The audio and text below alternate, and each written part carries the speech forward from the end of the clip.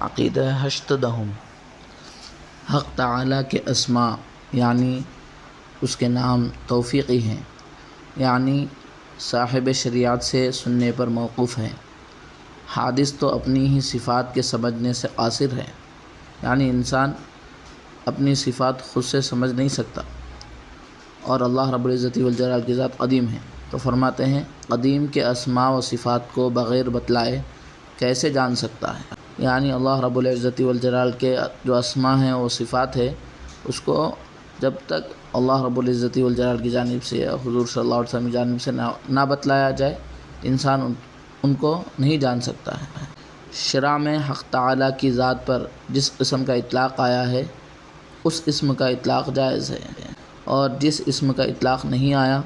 اس کا اطلاق نہیں کرنا چاہیے، اگرچہ اس اسم میں معنی کمال پائے جانے کی وجہ سے عقلاً اس کا اطلاق درست ہو۔ مثلاً اللہ تعالیٰ کو شافی کہہ سکتے ہیں مگر طبیب نہیں کہیں گے۔